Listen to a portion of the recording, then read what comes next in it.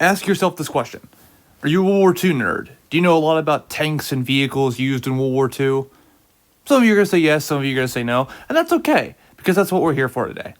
In a game like Hell Let Loose, there is a lot of different vehicles and tanks that are in the game across the 4 main factions, 5 if you count the British sub-faction for El Alamein. But a lot of people don't either A, know the names, or B, they know some of the names, but then they give the wrong name to the wrong vehicle.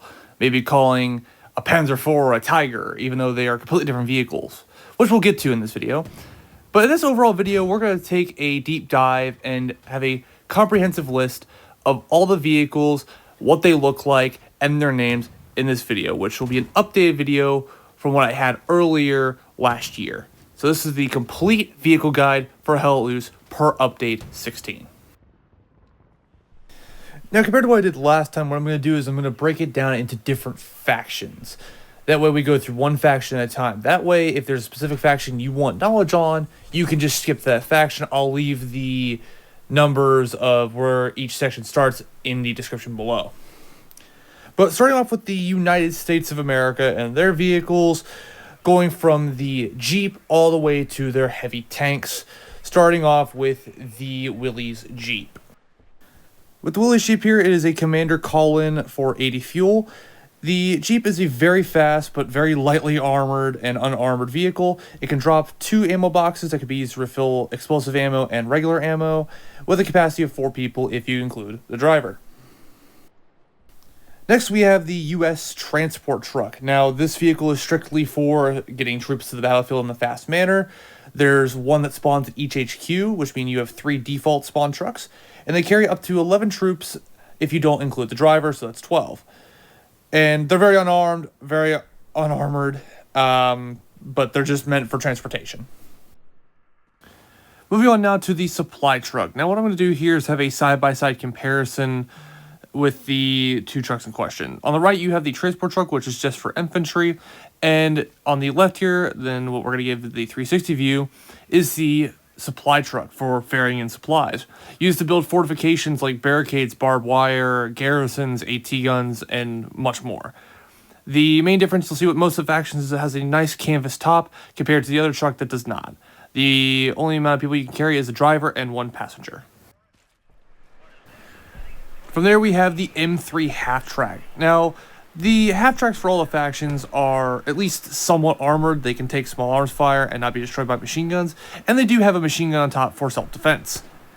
But the main thing with the half-tracks is that it's a mobile spawn point that the commander can call in from the HQ for 300 fuel. Essentially, what you do is you drive it to where you want to, shut off the engine, and as long as you're in a decent area that's not blocked by a lot of stuff, you can use it as a spawn point. The spawn timer is 60 seconds, and it constantly runs. But that is the M3 half-track. Now let's get into the tanks and armored vehicles of Hell Let Loose. Starting with the M8 Greyhound off to my left with the guy standing on top of it. Now, just going to speed through this part because I was trying to deploy some stuff. But you have the M8 Greyhound recon tank, recon vehicle, armored car. You can make a couple different names for it. But as you see, it's got wheels compared to tracks like actual tanks have. It's very fast, very lightly armored. It can take small arms fire and be fine, but anything with like a cannon will typically do damage to it. And like I said, it's a very small vehicle, but it's very fast.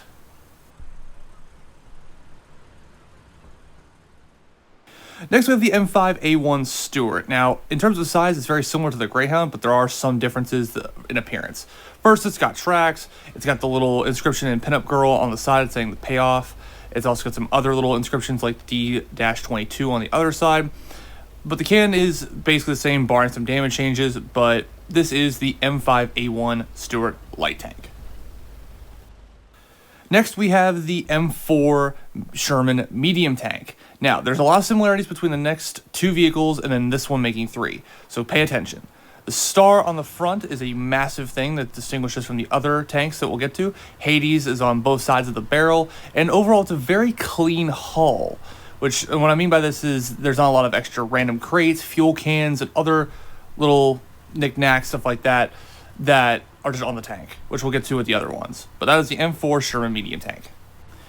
Next, we have the 75mm Jumbo Sherman, and I'll be honest here, you won't see a lot of these because they really aren't worth the cost, but I'll talk about the differences. So as you see here, the guns are very similar to each other because they're the same gun. They do the same damage. However, if you notice here, there's the first and the Bastion. That's a little inscription you can use to try and differentiate the tanks. There's also no star on the main part of the hull. There's also the paint schemes are different. The 75 Jumbo Sherman you see here is a bright green compared to the other heavy and the medium tank Sherman being dark green. The turret is also different from the other Sherman in terms of it being more rounded off at the back compared to being squared off with the medium tank.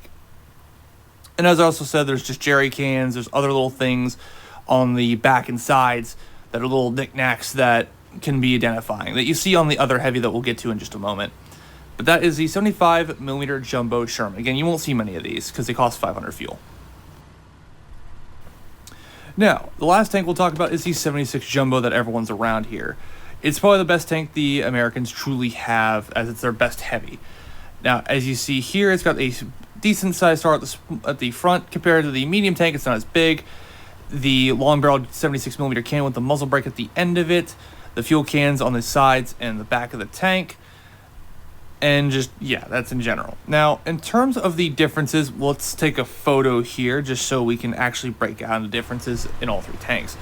So first off, though, before we get to that, you have the inscriptions. You have the nice and easy with the pinup girl on the side.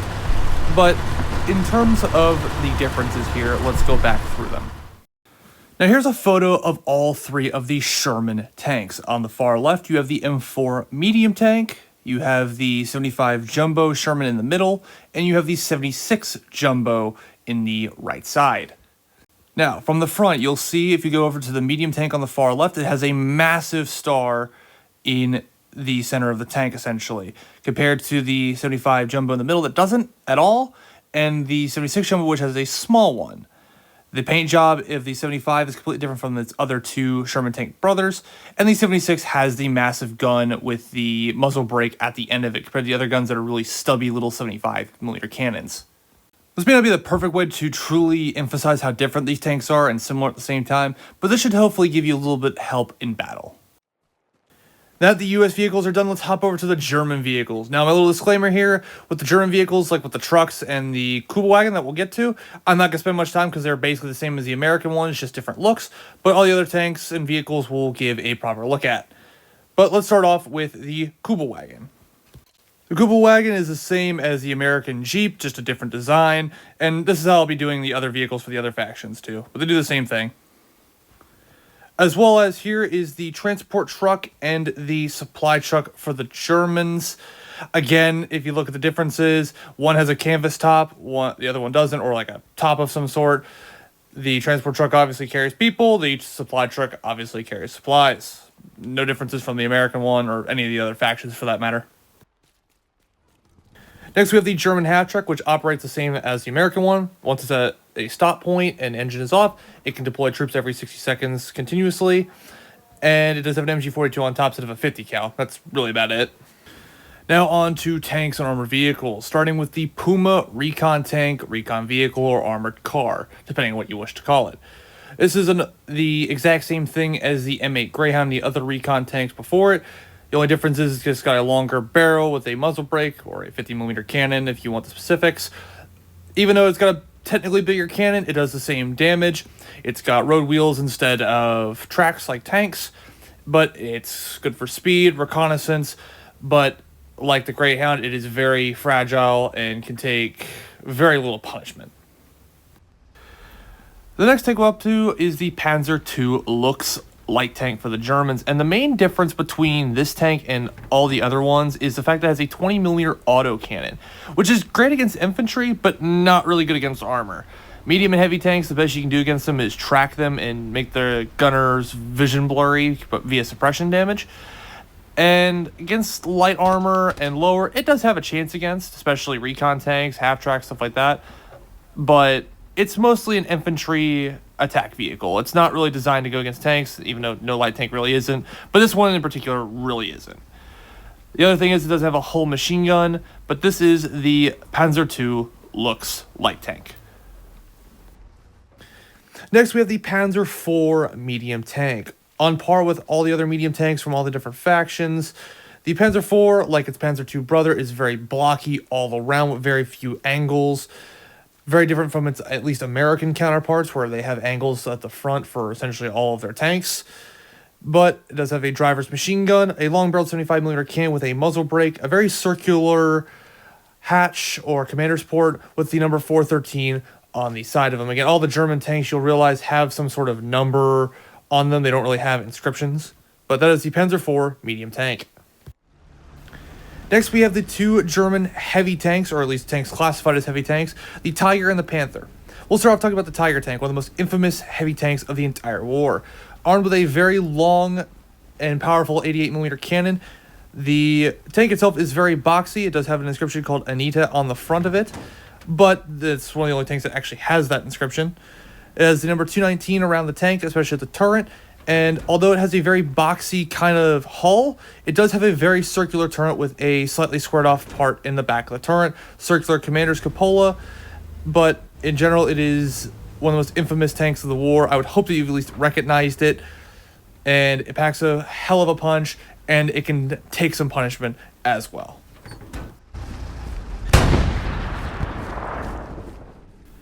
Moving on from the Tiger, let's talk about the Panther heavy tank and its differences from its Tiger brother in this case. The Panther has some sloped frontal armor, at least if you're trying to distinguish it from the Tiger itself. It also has a very squared off turret, while the Tiger has a circular turret. The Panther also has a more longed barrel, or at least a longer barrel, even though it's a 75mm cannon, with an angled off backside. It's got the same interlocking road wheels. The number designator is 801 compared to the Tiger, which is different. And in general, the Panther actually has more mobility. It's a bit faster than the Tiger, so you'll see this thing zoom around the battlefield like a medium tank, even though it's got heavy tank firepower and heavy tank armor. Now, it can be pierced from the turret cheeks, if for any experienced tanker will know that, but in general, this is the Panther heavy tank. And even though I know it's a medium tank in real life, it's a heavy tank in this game. Next, we have the Soviet Union or Russian tanks and vehicles. And I know due to certain reputations, these vehicles might be looked at with a little disdain, but I assure you, at least in terms of the tanks and their balancing, they at least can keep up with their counterparts. The only thing is the Russians have only one heavy tank variant and not two. But we're going to start off with the Jeep. So this is essentially the same thing as the Willys and Kuba wagon. It's just called the GAZ or GAZ 67. Does the same thing as all the other Jeeps, carries 4 people, and drops munitions crates. Next, we have the transport truck and supply truck. So this transport truck does not have a roof on top of it at all, where there'd be like a canvas top would go. The Russians did what they could to basically make the bare minimum they could with some of their things, and their trucks are no different. Next, we have the Russian supply truck. Now, the big thing with this is that you will see the 2 supply crates on the very back. There's no top or roof for the truck bed in the back. Again, it's a bare bones design, just go with it. Now, the main thing I want to talk about here is that compared to the regular Russian truck, it's going to have those 2 supply crates. And no matter what, even if those crates have been used or the truck drops both of its supply crates, you will still see 2 crates of supplies on top of the truck. This is a big thing to make sure you know, because you don't want to confuse the transport truck for a supply truck just because it has no supply boxes. Just keep that in mind. From there, you have the Russian half-track. It's just a reskinned M3 half-track through the U.S. Lend-Lease program we sent them, with a Russian red star and just little inscription on the side with a 50 cal on top.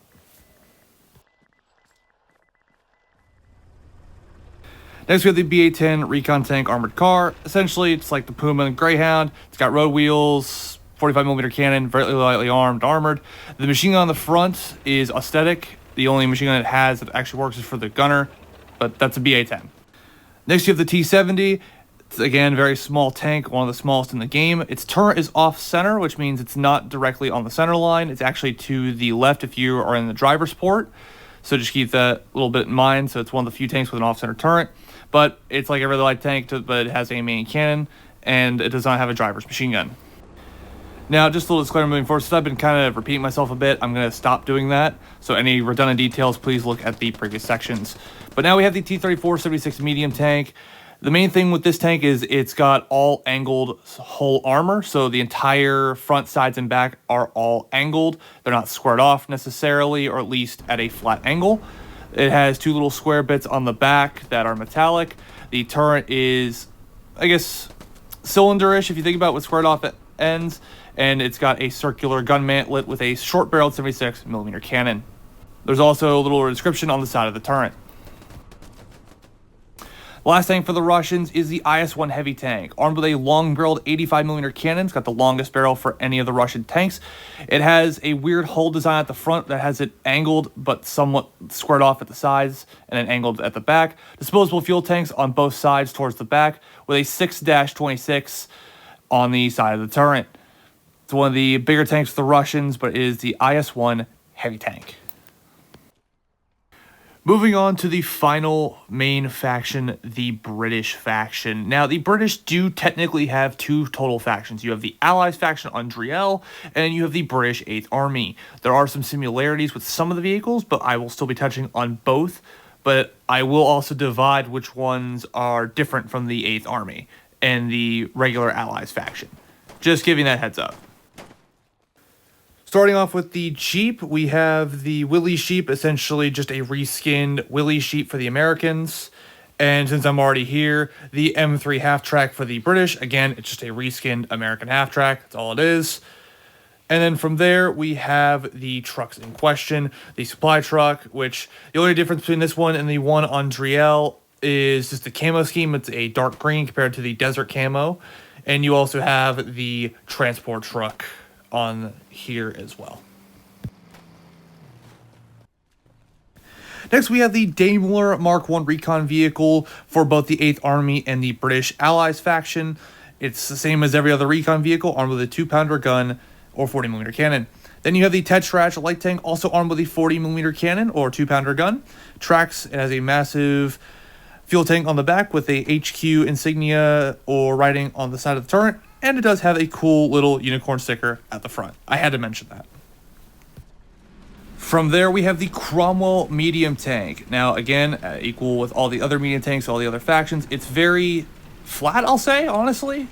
Very squared off, very similar to the Panzer IV in terms of it's squared off, but it's got the blackish green camo. It is specific to the British Allies faction. Overall, it's a pretty long tank as well, armed with a 75mm short-barreled cannon, with a hull-mounted machine gun and a turret-mounted machine gun, a burst of machine guns, and yeah, that's the Cromwell. It does have also a bunch of random stickers, like the 45 on the front, the triangle at the front, and some other stickers in the back. Next, we have the two heavy tanks for the main Allies British faction. Starting off with the Churchill 6 or 7th version. I can't remember what variant it is or can tell what variant it is. It's one of those two, but for simplicity's sake, it is the Churchill heavy tank. It's a very small tank compared to the other heavy tanks, but it's very long. And it does have a small-ish turret, at least compared to the other heavy tanks in the other factions. But it can do damage to heavy tanks from the front. Its mobility is a little bit to be desired, especially the turning department, but it is still a heavy tank with a 9-second reload. And it can deal out some punishment like all the other heavy tanks. The last tank to talk about for the main British faction is the Sherman Firefly. Another heavy tank in this game with essentially a Sherman hull without the hull machine gun for the driver and a long-barreled 76 or 17-pounder gun. And the other way you can tell this apart as well is on the back, the radio has been just put in the back. But that's the Sherman Firefly. Now let's pop over to the British 8th Army faction and finish this video out. Starting with the M3A1 Stuart, nicknamed Honey, light tank. Essentially, this is the older version of the M5A1 American Stuart that is seen with the US faction, but it's just, again, it's an older version we sent over in the Lend-Lease program. Sporting a half-blue, half-desert camo with a white and red paint job on the side of the turret. Mounts a 37mm cannon with a driver and turret-mounted machine gun. Next, we have the Crusader medium tank. Now, I know in reality it was more of a light tank, but in this game, for the sake of balancing and a decent degree of historical accuracy, it was made into a medium tank. Armed with a 57 or 6-pounder gun, the Crusader is the only medium tank in the game that does not have a driver's port machine gun. So the driver cannot fight back. They are just driving. The tank is also fairly small for a medium tank, again, since it was more of a light tank in the war. But it at least is a medium tank in this game. It does have a turret-mounted machine gun, a somewhat blue and desert camouflage, similar to the Stuart, but not as big or at least as massive of a blue paint job as Stuart. But that is the Crusader. And I'll do a panoramic view now for you so you see the whole tank. And the last tank we have to go over is the Churchill variant for the British 8th Army. Armed with a 57mm cannon and decked out in a desert paint scheme. It is functionally the same exact tank as the Churchill 6 or 7 in the other or main British faction, but just with a smaller gun and just a couple little different aesthetic changes, such as the fuel tank at the back, and just, again, smaller gun. But that is the Churchill for the British 8th Army. With all this in mind, again, this is a long video, but it goes over every single vehicle. That way, when you're in combat, you can rightly identify all these vehicles in-game. But I hope you got something out of the video. Take care, and I'll see you in the next one.